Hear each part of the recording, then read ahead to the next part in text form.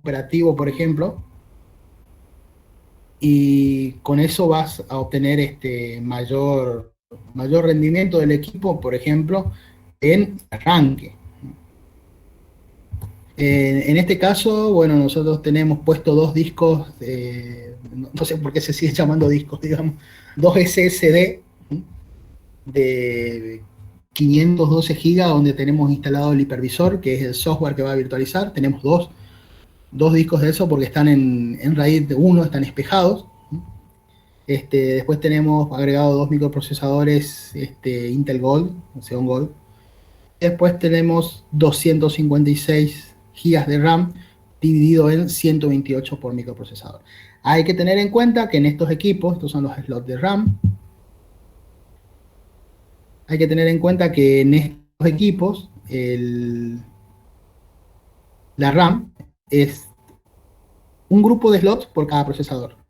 Y la RAM siempre va dividida en dos, mitad para un procesador y mitad para el otro. Cada, este, cada procesador gestiona su propia memoria, gestiona sus propias bases, digamos, está todo por separado. Cada procesador tiene sus dos canales diferentes de administración de memoria.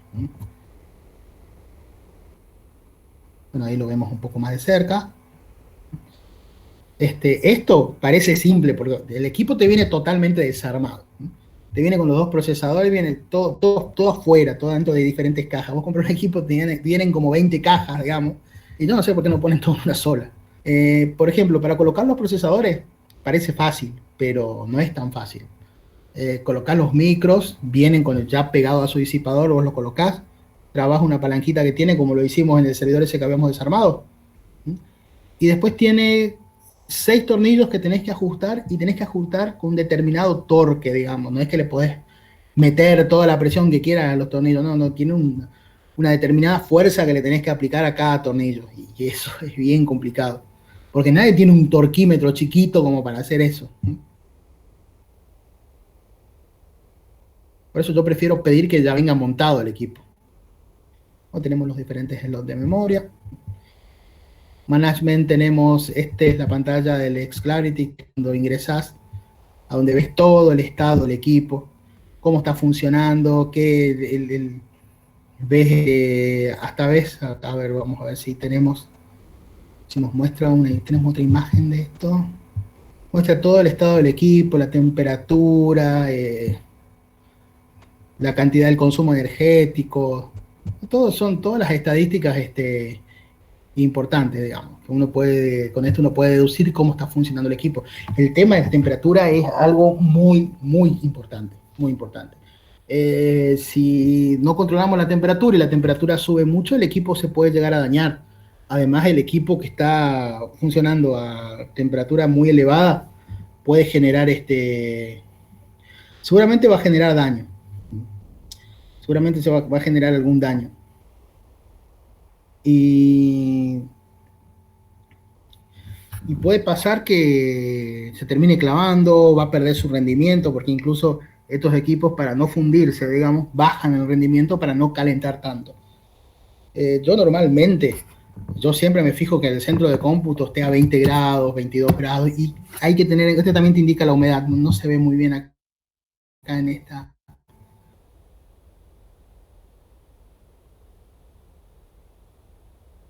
Digamos, a ver si me deja. No se ve muy bien de baja calidad de la imagen. Te muestra la humedad del ambiente. Eso también es muy importante porque la sala de servidores a donde están todos los equipos tiene que tener cierto nivel de humedad, no tiene que estar del todo seca. ¿Qué pasa si está del todo seca? Tenemos corriente estática y tenemos un montón de partículas dando vuelta por el aire. Eso genera, esas partículas se frotan entre sí, algo así era, y generan corriente estática.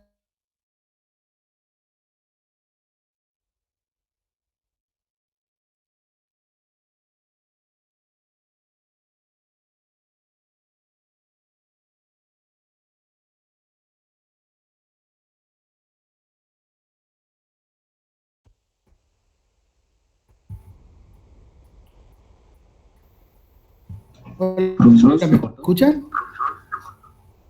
Ahora sí, ¿me escuchan o no? Ahí está, ahora sí. Se acaba de Ahora cortar, sí. se acaba de cortar y volver mi internet. Así, de una. Bien, bueno, Lenovo tiene un montón de servicios, tiene hasta un servicio de implementación donde van y te instalan el servidor, te instalan todo lo que vos quieras y bueno, después te cobran, te deben cobrar como, como loco esto. Tiene el servicio de soporte que uno paga un mensual. ¿Mm? Y la verdad que estoy bastante satisfecho con esta marca. Claro, Lenovo es lo que era IBM antes. Lenovo lo compró, creo que lo compró IBM. Ah, creo que compró a IBM o era una segunda marca o algo así. Incluso Motorola es el Novo ahora. La verdad que es un muy buen equipo y yo siempre recomiendo. Ahora empezar a recomendar mucho esta marca. He tenido muy buenas experiencias con todas las marcas, digamos, pero esta es la que más me gustó. Bien, ahora la idea era mostrarles un poquito lo que es el almacenamiento este, de los el almacenamiento interno de los equipos. En este caso, ese equipo tiene, bueno, el que tenemos nosotros tiene 4 discos rígidos, están en RAID. Al ponerlo en RAID ya estamos protegidos contra pérdida de datos por que el dispositivo está dañado, o por algún daño, digamos, de alguno de los dispositivos, alguno de los discos. Ojo, ¿no? El RAID no es un backup. No es un backup. No sirve para protegerte de pérdida de datos porque alguien borró algo, porque me atacó un ransomware, no sirve. Incluso yo he tenido una mala experiencia con un RAID una vez. Me pasó, tenía un servidor con RAID y tenía un otro equipo que estaba conectado a ese y todos los backups iban a parar al equipo secundario. Un día de tormenta, una tormenta tremenda, cayeron varios rayos, se han quemado muchas cosas, entre eso se ha quemado el servidor y se ha quemado el servidor de backup. Bueno, dije yo, no importa, si estos datos están en el otro servidor, en el servidor de backup. El servidor de backup estaba totalmente destruido, estaba quemado en serio. Este, no funcionaba nada y ni siquiera el disco rígido. El disco rígido era pérdida total. Así, pérdida total porque estaba todo quemado. Fue una descarga realmente muy fuerte porque ha caído en un poste de alumbrado público que estaba en la esquina, algo así era. Y bueno, el servidor también sufrió un daño y bueno, se ha roto todo el equipo. Cuando digo, bueno, voy a recuperar los datos, el equipo no enciende. Entonces, el RAID, afortunadamente ese equipo, el RAID de ese equipo era por hardware y para recuperar la información tuve que sacar la placa RAID de ese servidor porque en esa placa está la configuración de los discos, o sea, qué disco es 0 y qué disco es 1, porque con un RAID tenés los dos discos y cada disco tiene una posición, tiene una bandeja determinada, digamos, tiene que estar sí o sí ahí adentro. Cada disco tiene que estar en su bandeja. Entonces, cuando arranca la placa RAID, levanta la BIOS, levanta la configuración, levanta el mini sistema operativo, el mini firmware que tiene para hacer el RAID, levanta los discos y arma el volumen. Entonces, en ese momento, saqué esa placa porque estaba todo eso configurado, saqué los dos discos desde adentro de las bandejas del servidor y anoté cuál era la 0 y cuál era la 1. Y seguí los cables que van de la placa controladora hasta cada bandeja de disco del servidor. Así que bueno, saqué todo afuera, agarré una PC de buen porte, coloqué la placa del controlador RAID que era PCI Express y prendí la máquina en la que estaban puestos los discos y logré montar el RAID. Copié todos los datos y a levantar todo en otro equipo. Pero eso fueron prácticamente 24 horas de que una empresa estuvo parada.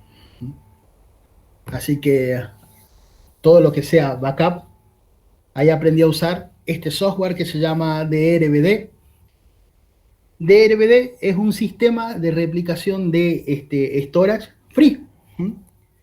Yo puedo tener en este caso dos nodos, el nodo A y el nodo B, que están interconectados por un cable, y todo lo que yo escriba en el disco del nodo A se va a escribir en el nodo B. Esto es, el nodo A es un nodo que está en modo maestro y el otro está en modo esclavo. El nodo que está en modo maestro es el que vos estás usando, el que estás accediendo a la información, el que estás leyendo los datos, y el nodo esclavo recibe toda la información. Vos tenés un disco que está sincronizado con otro a través de un equipo diferente. Entonces, si se para el servidor primario o el servidor maestro, el nodo maestro, arranca el otro, empieza a funcionar como principal, con los datos sincronizados. Caso el otro servidor vuelva a ponerse en línea, se sincronizan, y una vez que está sincronizado se hace el cambio de nuevo. Fíjense cómo funciona. Yo tengo una aplicación que está corriendo en un determinado sistema operativo que tiene a su vez un file system, pongámosle extend 4 de Linux o NTFS de Windows, por darle un ejemplo. Tenemos un caché y tenemos entre el medio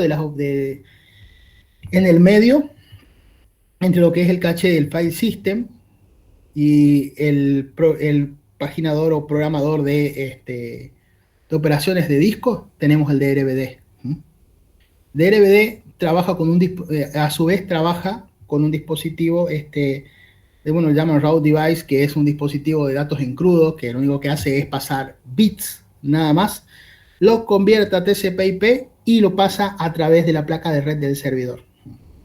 Entonces, ya vamos a ver una de las configuraciones que tengo hechas yo en una escena real, digamos. Pasa por TCP/IP a otra placa, nuevamente se decodifican las instrucciones de bits de disco, digamos. Se decodifican a datos a nivel bit y se escriben en el disco del equipo secundario. Está en modo esclavo, obviamente. Se recomienda en este caso tener 2 placas de red por cada equipo. Una placa de red conectado al otro equipo con un cable cruzado de equipo a equipo, sin pasar por toda la LAN, sin pasar por todos los switches. Un cable de equipo a equipo por donde van a pasar los datos, por donde se van a comunicar los dos de RBD, el nodo esclavo, el nodo maestro y el esclavo, y además van a pasar algo llamado heartbeat, que vendría a ser como el latido del corazón del servidor, a donde constantemente pregunta por este otro. Está online el maestro, hasta que en un momento el maestro no está online, entonces el heartbeat como negativo, y entonces sabe que hubo una ida. Entonces se reconfigura, deja de ser esclavo y se reconfigura como maestro. Y la segunda placa de red va conectada a la LAN. Los dos equipos van conectados a la LAN, normalmente como siempre. Y con eso hacen un mirroring a través de red, que eso es excelente para tener eso sería lo ideal. Tengo un backup afuera de la empresa, ojo, ¿no? Hay que tener en cuenta que este enlace tiene que ser rápido, aunque yo lo he hecho andar por una conexión de 10 megabits, ha funcionado sin problemas, pero bueno, se recomienda que no tenga caídas y que ande bien. Ahora, ¿qué pasa si hay una caída y no se alcanza a dar cuenta? A ver, el Heartbeat, el software que detecta que este servidor está online, tiene un determinado tiempo, que si ese tiempo continúa caído, se cumple ese tiempo de timeout, entonces ahí recién activa el modo de emergencia. Eso es muy útil. A mí esto una vez también me salvó. Estaba haciendo una prueba. Estaba haciendo una prueba. ¿Qué pasó acá? Estaba haciendo una prueba una vez en una empresa con este software. Había puesto un servidor El servidor principal lo había puesto como maestro y el servidor secundario lo había puesto como esclavo. Y en el servidor principal, en los discos locales, tenía una partición a donde estaban todas las máquinas virtuales. Y esa partición la tenía replicada en otro equipo, la tenía replicada por DRBD.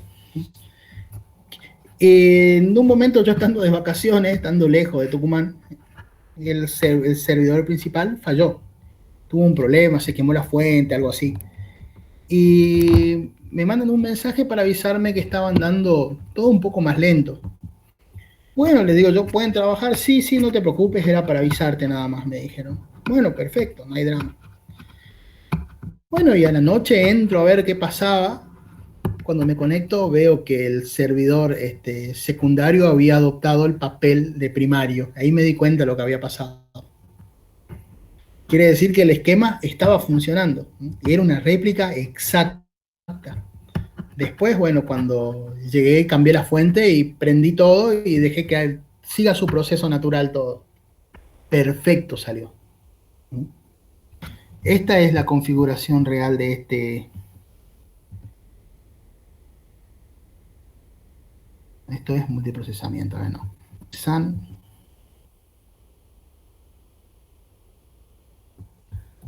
Esta es la configuración real de ese esquema. Con eso logré probar que esto sí funciona. Bien. En este caso, en esta empresa yo tenía dos servidores. Uno de los servidores es el principal y el otro es el secundario. Normalmente, como en todos los casos, el servidor siempre tiene acceso a los datos que están guardados en los discos locales del servidor. Existe una manera de tener todo más centralizado, que ya vamos a ver. Utilizando también algún protocolo de red, también podemos tener acceso a los archivos que están en los distintos clientes. Los clientes pueden tener acceso a los archivos que tenemos nosotros en nuestro disco. Llámese FTP, SFTP, SCP. Podemos tener también NFS, que es el más rápido, SMB, que es el protocolo para compartir archivos en Windows. Todos los datos siempre son accesibles por la red para todos los clientes, digamos. Una cosa muy importante es que los datos que están almacenados en los discos rígidos tienen que estar permanentemente listos para que alguien los pueda acceder, ¿sí? Si no, estaría atentando contra uno de los pilares de la seguridad informática, que es la disponibilidad.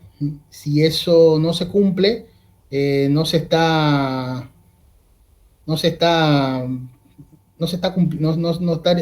funcionando bien el tema, digamos, y estaríamos haciendo las cosas bastante mal.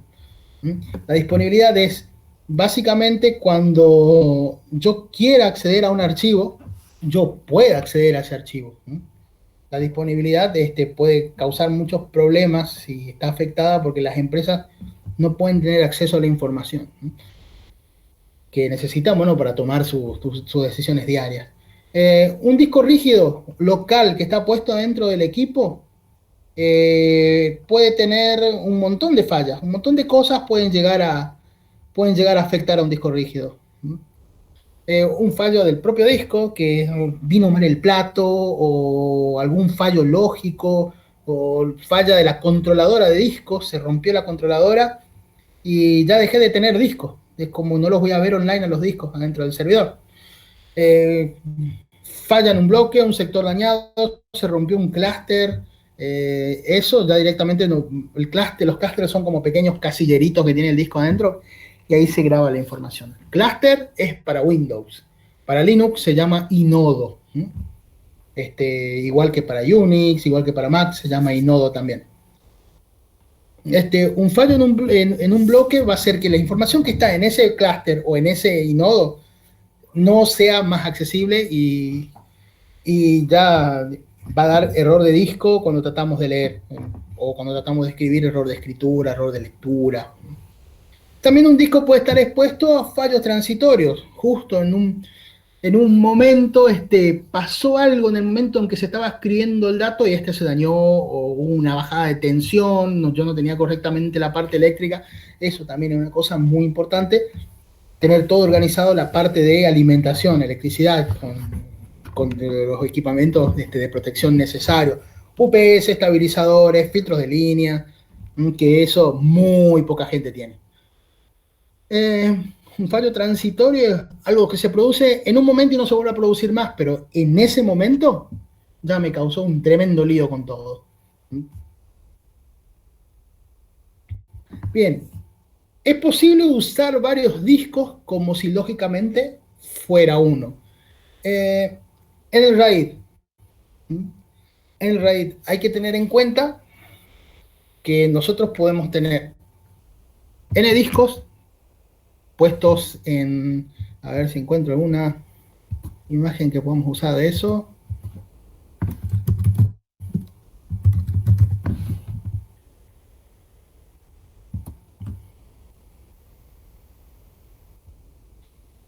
Nosotros tenemos, podemos tener una, miren lo que son esos gestores.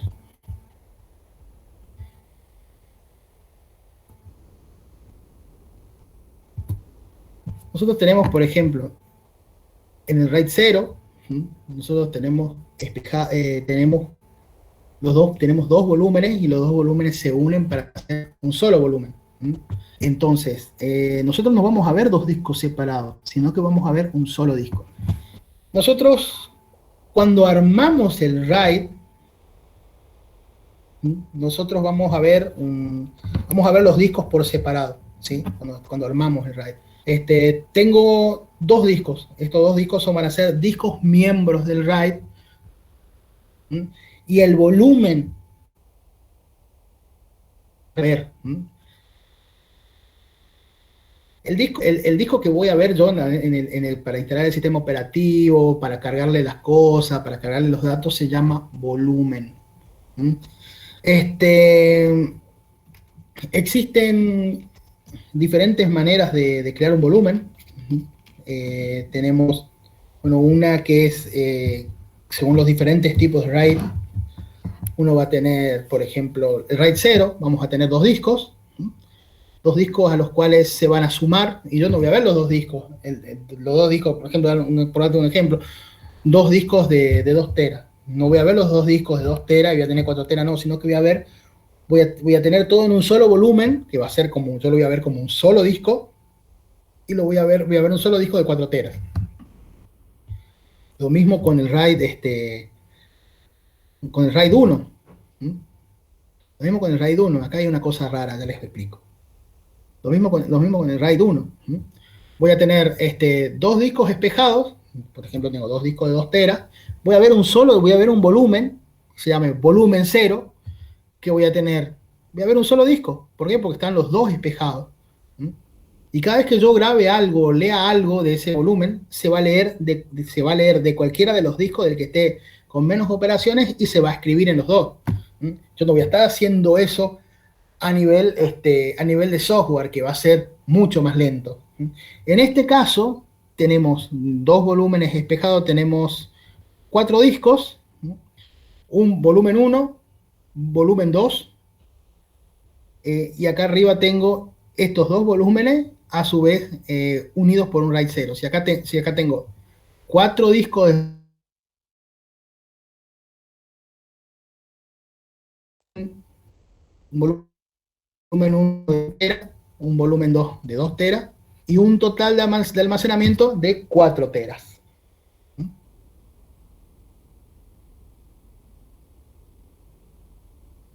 No le veo la lógica de esto.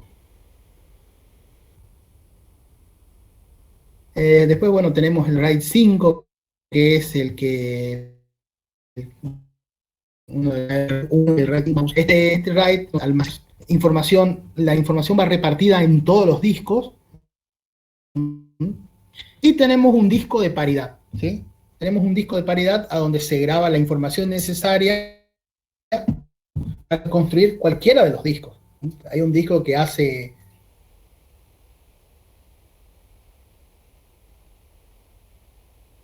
que guarda una información del RAID.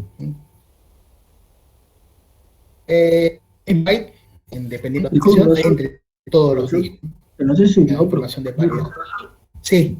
está trabando, puede ser. No sé si soy yo Yo o... también lo escucho igual. Perdón. ¿Cómo me escuchan bien? Entrecortado. Y empecé a escucharme entrecortado. ¿Ahora?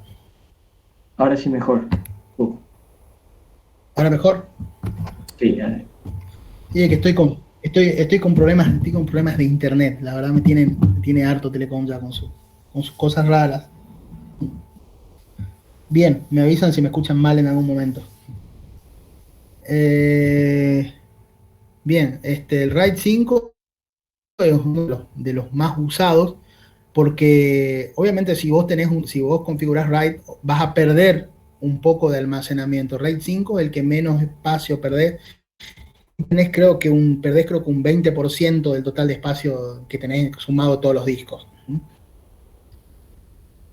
Realmente es un método de tolerancia a fallos bastante bueno y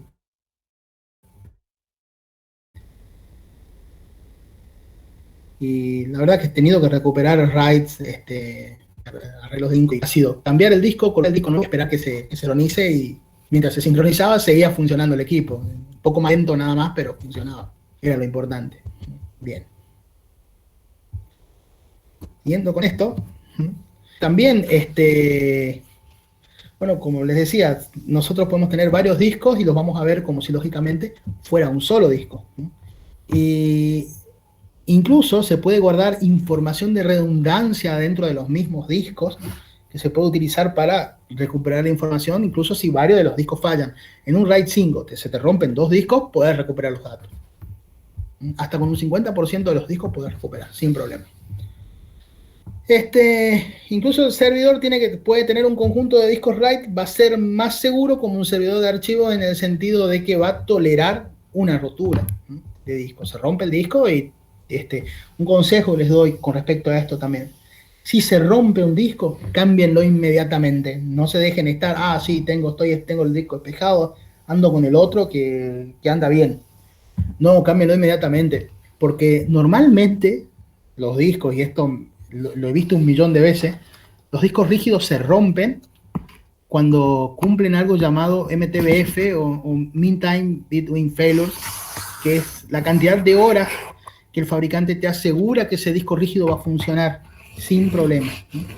Si por algún motivo el disco rígido falla antes, bueno, pero normalmente después de que se cumple este tiempo es un disco que es propenso a fallar, y hay que tenerlo bien monitoreado, digamos. Hay veces que pasan por muchísimas horas estos fallos. Yo de hecho tengo servidores que están andando que han pasado por varias horas ya el tiempo de fallo promedio establecido por el fabricante. A partir de ese tiempo, cumplido ese tiempo, el disco rígido deja de ser confiable. Yo ya no le confío más y no lo uso para almacenar información importante. Lo uso para otras cosas, digamos. El hecho de tener un RAID, lo único que te protege es de que si se rompe el disco, de que si deja de andar el disco, no te va a proteger de que si un usuario borra un archivo, no te va a proteger de una falla lógica. Eso es muy importante, porque muchos dicen, bueno, tengo un RAID, no va a pasar nada. Una falla lógica te puede arruinar el RAID, porque ¿qué pasa? Al ser una falla lógica, es una falla en el file system. Entonces, el RAID seguramente te la duplicó, o sea, tenés la misma falla lógica en los dos discos. Es lo mismo, digamos.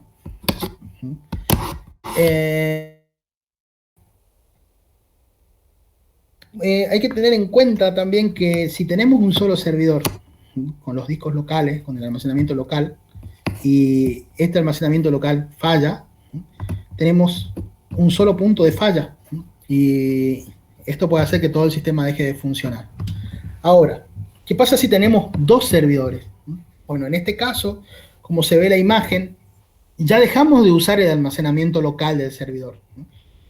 y estamos usando un almacenamiento, estamos usando el almacenamiento remoto, ¿Mm? Eh, lo que se llama almacenamiento remoto, o estamos usando un storage o un NAS, ¿Mm?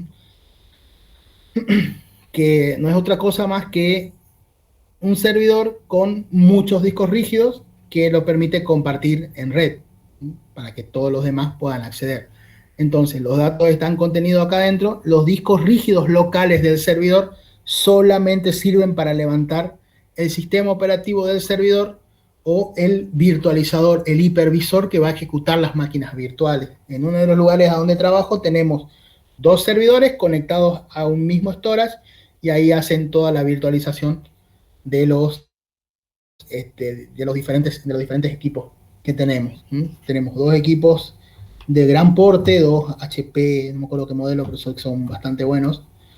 Y tenemos conectado a un storage de la misma marca que tiene todos discos SSD. La velocidad de eso es monstruosa.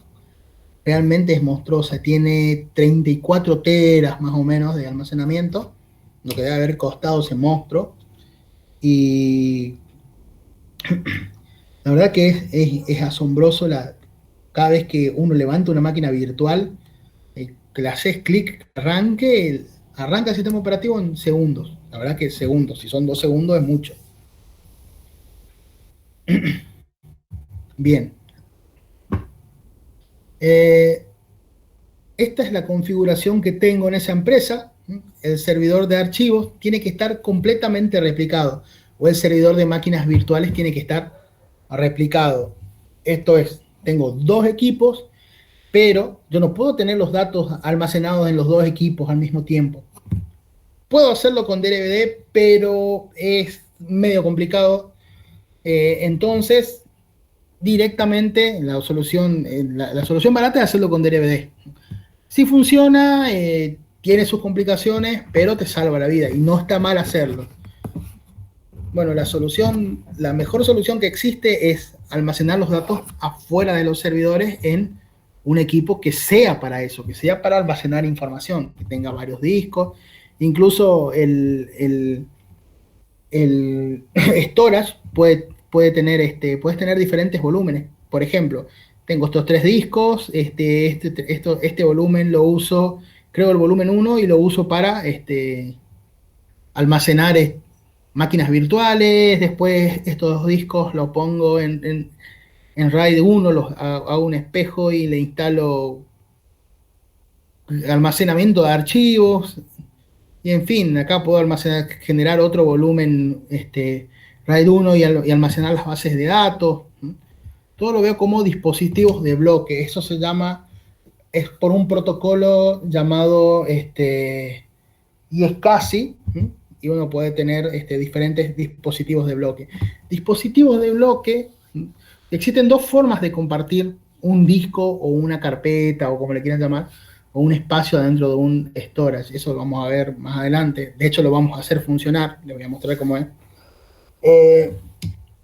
Lo podemos compartir de dos formas. Uno, con compartición de archivos a través de algún protocolo que permita compartir una carpeta ya armada en un dispositivo formateado, digamos, como por ejemplo NFS, SMB, o sea, el compartido de archivos de Windows, FTP, que es el protocolo de Internet para transferencia de archivos, lo podemos poner en un storage. Y después tenemos otra forma que es como dispositivo de bloques. Como dispositivo de bloques es un dispositivo iSCSI. Esto es un dispositivo de bloques, básicamente es un disco en sí mismo.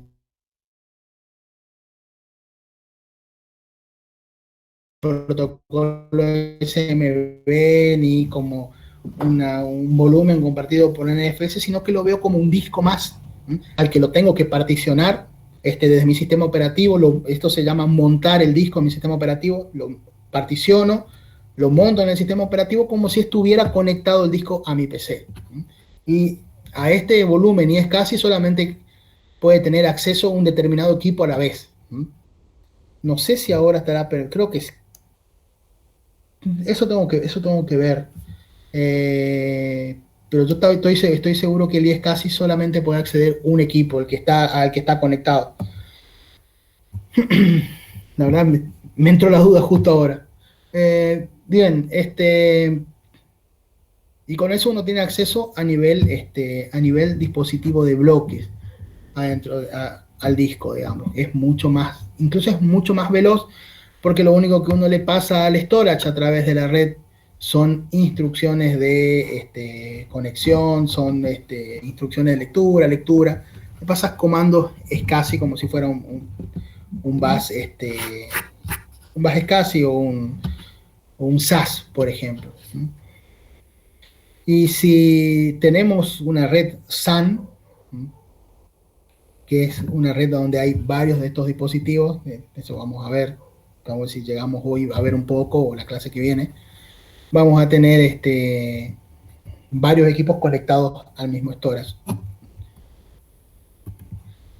Bien, ¿qué necesitamos para hacer un sistema con alta tolerancia a fallos? Si yo quiero replicar mi centro de datos en otro lugar, ¿qué necesitaríamos? Bueno, primero, dos servidores.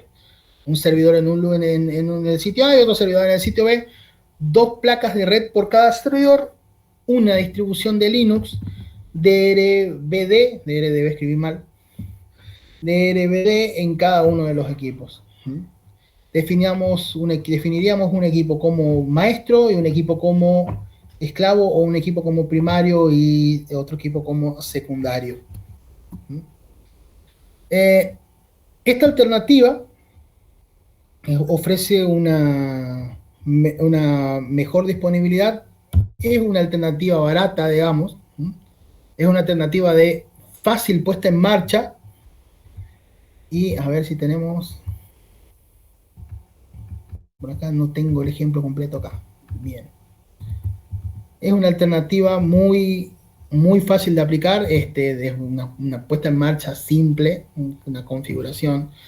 Básicamente es interconectar los dos equipos por una placa de red, configurar uno como primario, otro como secundario, y los equipos se almacenan los datos locales sin existencia de esto. Si almacenan los datos acá, va a tener una copia nivel bit a bit. Es como si están haciendo online, solucionar un montón de inconvenientes de tolerancia a fallos, como tener un servidor en otro lado, porque bueno, hay empresas que por su tamaño, digamos, no requiere tanto almacenamiento, o sea, esto no requiere esto, no requiere un storage. Entonces almacenan localmente los datos en los equipos. Incluso, bueno, con este esquema, con el DRBD, pueden solucionar los problemas de single point of failure, digamos. Tenemos dos equipos, se rompe uno, se rompe el virtualizador, estaban todas las máquinas virtuales ahí, nos quedamos a pata, como quien dice, y si tenemos dos equipos y tenemos la información replicada en el otro, no importa, seguimos con el otro. La verdad que anda muy bien, y yo puedo decir que me ha salvado de tener que volverme, de tener que terminar mis vacaciones. Bueno, ¿alguna pregunta? No, todo bien, profesor. Bueno, vamos a arrancar un poco con almacenamiento en redes IP. Tenemos diferentes situaciones, escenarios posibles de almacenamiento. Una es el almacenamiento directo, Direct Attached Storage, como les decía yo, que es conexión directa con el servidor. El disco está dentro del servidor. Tiene como ventajas que uno puede tener servicios independientes de acceso a disco, y el inconveniente, tenemos varios, que es la administración, porque para administrar el almacenamiento interno de cada servidor, tenés que entrar al servidor, configurar el servidor, y si tenés 10 servidores con su propio almacenamiento interno y querés cambiar algo que replique en todos los equipos, no se puede, tenés que hacerlo servidor por servidor, y es bastante complicado. El backup también, tenés toda la información repartida por todos los equipos, el backup es complicado. La escalabilidad, yo quiero agregar otro disco y tengo que ver si la controladora lo soporta, tengo que ver el costo, porque los discos de los servidores son caros. Está bien, le podemos poner discos de PC, no hay problema, pero son discos que, acordate que van a estar funcionando 24 horas, los 365 días del año. No sé si ustedes vieron que cada fabricante de disco tiene sus colores. Por ejemplo, no es lo mismo un Western Digital verde, azul, que el rojo o que el violeta, digamos, no es lo mismo. Es la calidad, hay discos rígidos que son más aguantadores, digamos, y son los topes de gama. Son discos que, por ejemplo, para storage vienen determinados modelos de discos. También son SATA, todos los puedes poner en una PC si te van a funcionar, pero están preparados para tener un rendimiento de almacenamiento de archivos chicos, de lectura rápida, sin tanto, perdón, con tanto más de control de error que un disco rígido de una PC de escritorio de usuario. Son alternativas que te dan los diferentes fabricantes. Por ejemplo, los discos rígidos de los equipos de grabación de video, los discos de los DVR, por ejemplo, son discos también especiales, porque están escribiendo constantemente y eso los agota los discos. Bueno, estos discos son más aguantadores, soportan más horas de tiempo de funcionamiento sin inconvenientes. Incluso el fabricante certifica que el disco va a funcionar por mucho más tiempo que un disco común de PC de escritorio. El costo de esos discos, obviamente que van a subir, son mucho más caros. A ver. Vamos a ver.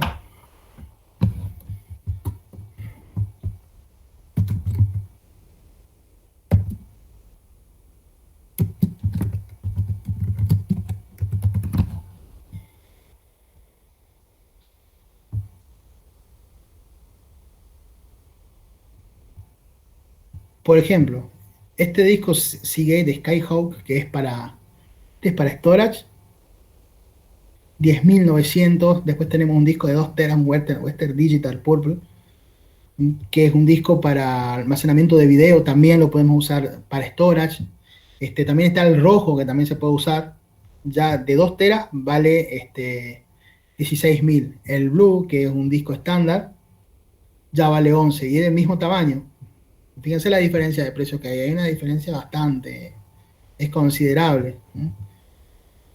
Y estoy viendo que hace poco ha subido tremendamente.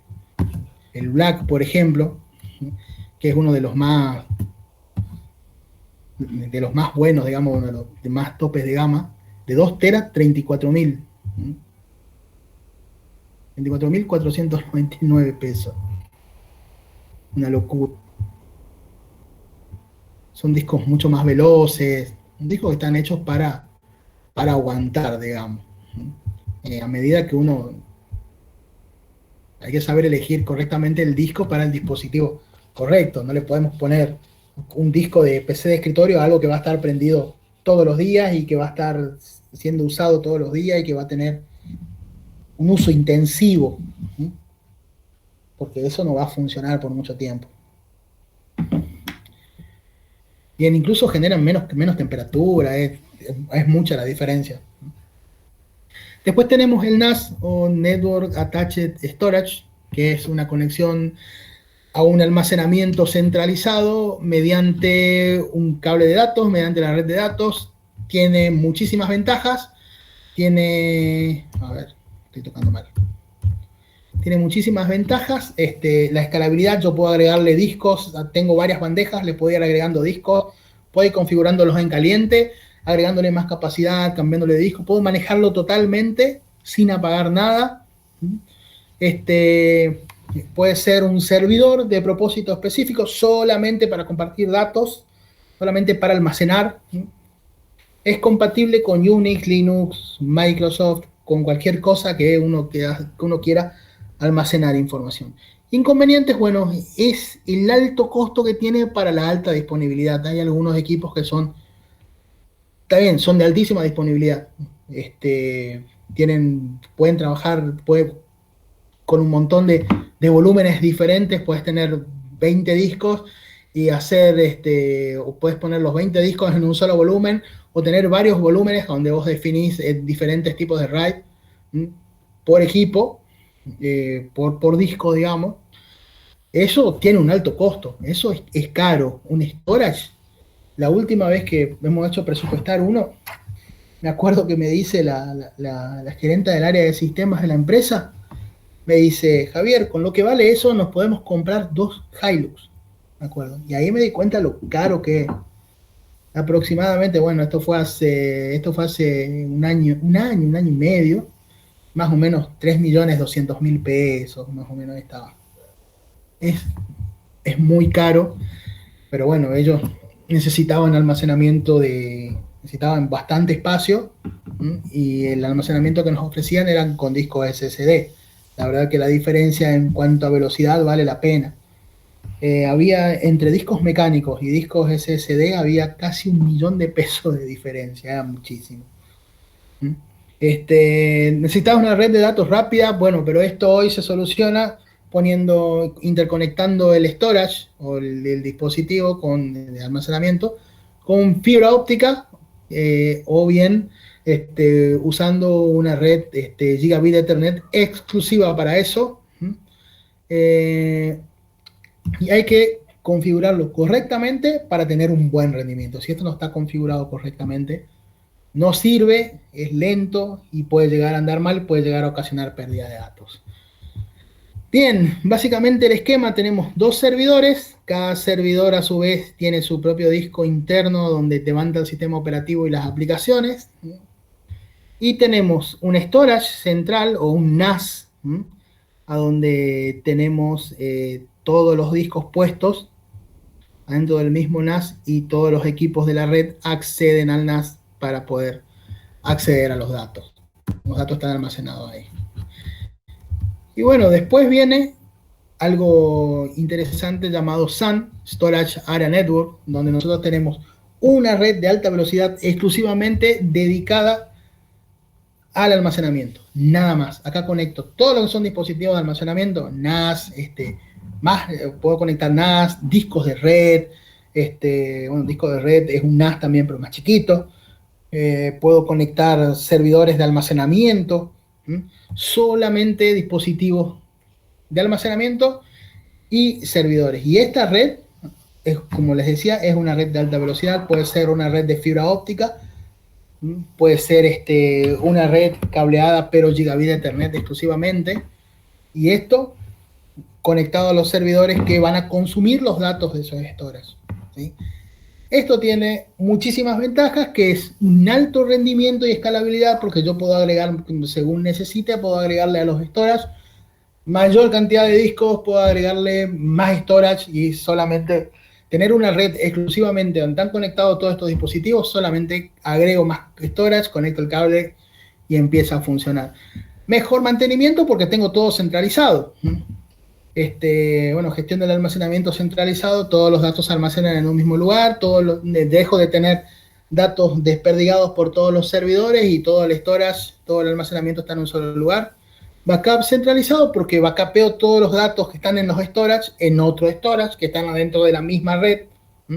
Incluso hay storage que tienen algo llamado duplicación. Yo cada vez que grabo un dato en un storage se duplica en otro. Consolidación de servidores y virtualización del almacenamiento. Tengo servidores a donde todos los equipos acceden a un mismo lugar a donde van a estar los datos, y dejan de usar el almacenamiento local, o sea, dejan de usar sus propios discos. Incluso los 2 servidores, eso que les contaba, que tenemos en una de las empresas donde trabajo, que son equipos poderosos y que acceden a un storage, bueno, esos dos servidores tienen discos rígidos de 500 gigas. Tienen cada uno 2 discos rígidos de 500 gigas SSD, nada más. Y para que arranque el virtualizador en cada uno de los equipos. Y a su vez, los dos equipos acceden a un storage. Y ahí tienen todas las máquinas virtuales y tienen todos los datos. Es de fácil conexión, es conectar cables nada más, configurar una dirección IP dentro de la red, dentro de la red SAN y listo. Y estos son soluciones de alta disponibilidad, porque yo puedo tener dos redes, tengo una red SAN en casa central y a su vez a esa red SAN la conecto a otra donde replico los datos. Y tengo todo replicado, si pasa algo, puedo llegar a no perder datos. Bueno, la idea es que no nos pase eso, que hacerlo de la manera más barata y más rápida posible.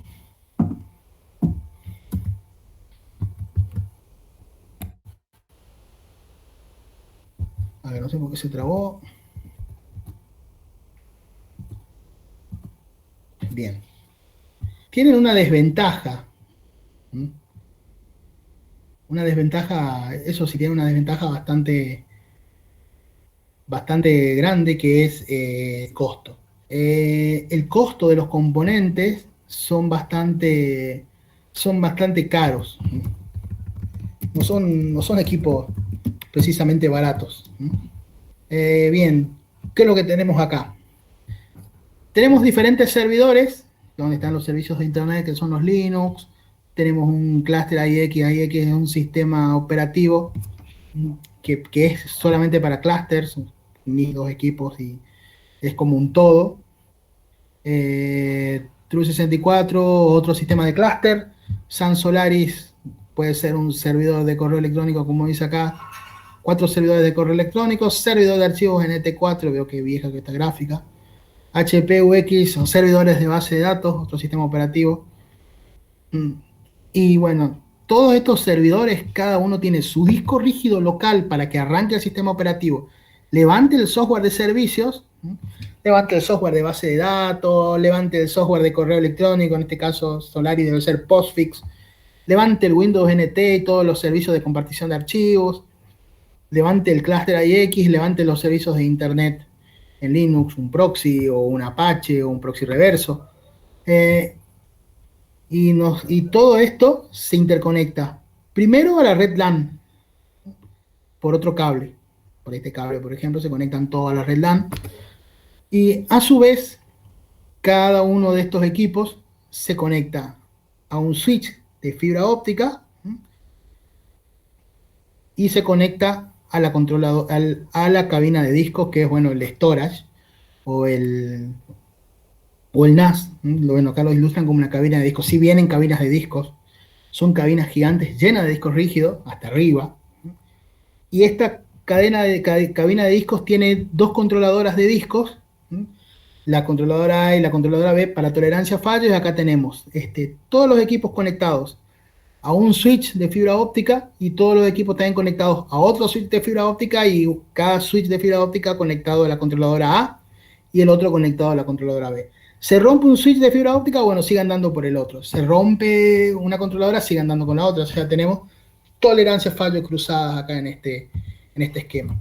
Pero lo bueno de esto es que si mientras esté funcionando todo, nosotros vamos a usar las dos fibras, los dos circuitos de fibra, para conectarnos al storage y usando controladoras separadas. Esto es, podemos hacer balanceo de carga, podemos hacer bonding, que es juntamos los dos enlaces y cada uno de estos es de 20 gigabits, juntamos, tenemos 40 gigabits, por ejemplo, y hacemos una sola conexión y eso anda mucho mejor, mucho más rápido. Tenemos tolerancia a fallos, se rompe uno, seguimos con el otro.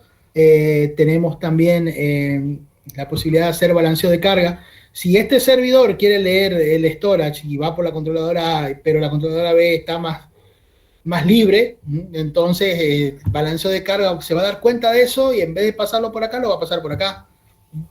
Se pueden hacer muchas cosas. El único problema de esto es que, como es el Fiber Channel, que es de conexión de fibra óptica, es muy caro.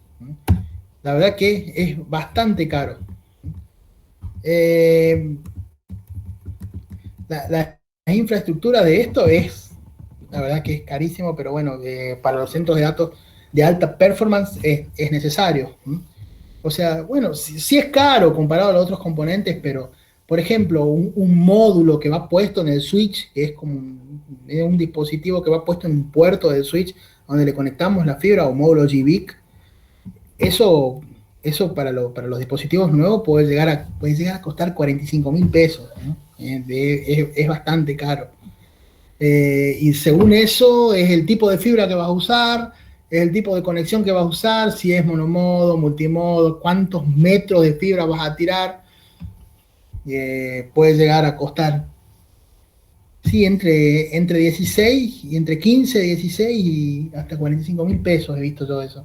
Sé que hay más caros.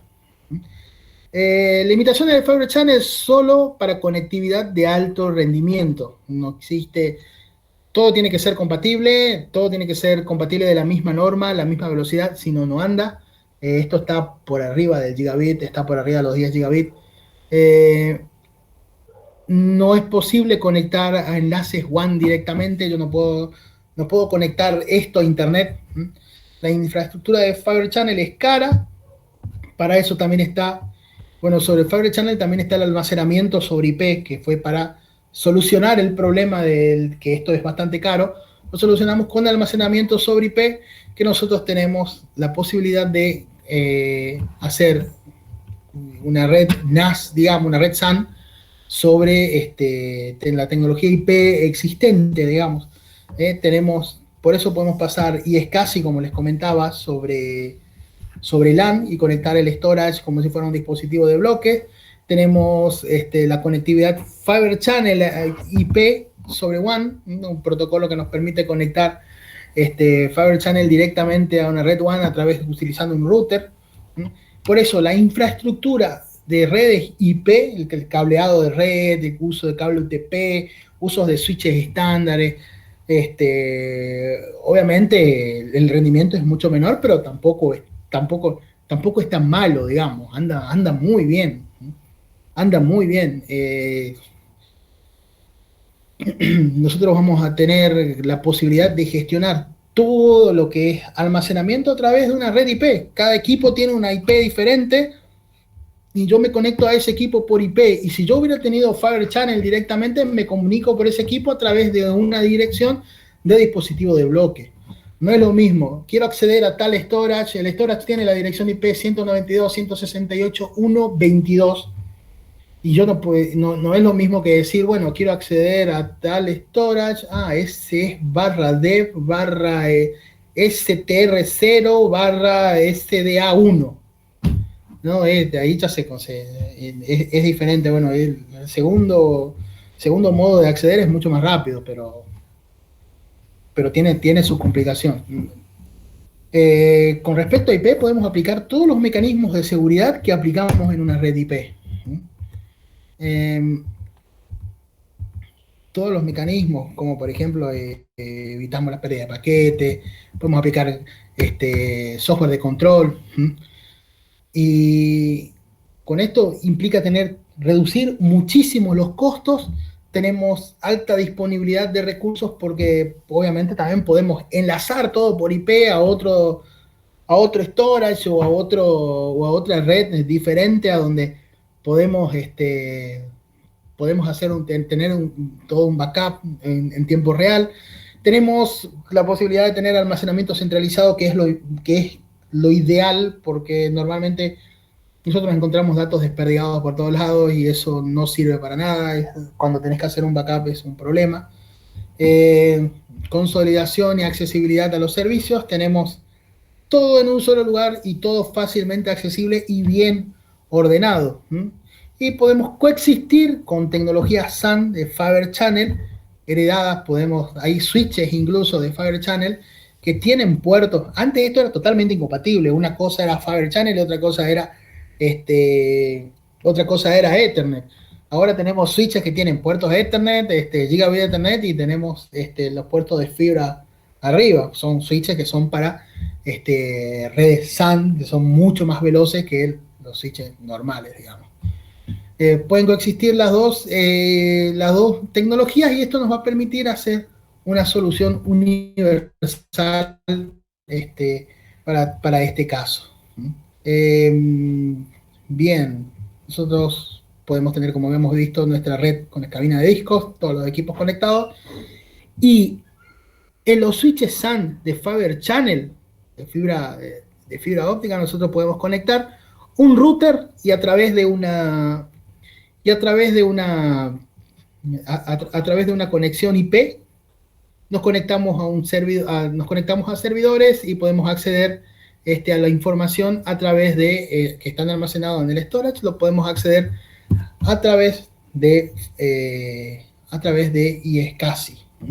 Es un protocolo que permite el acceso por IP a un dispositivo de bloques.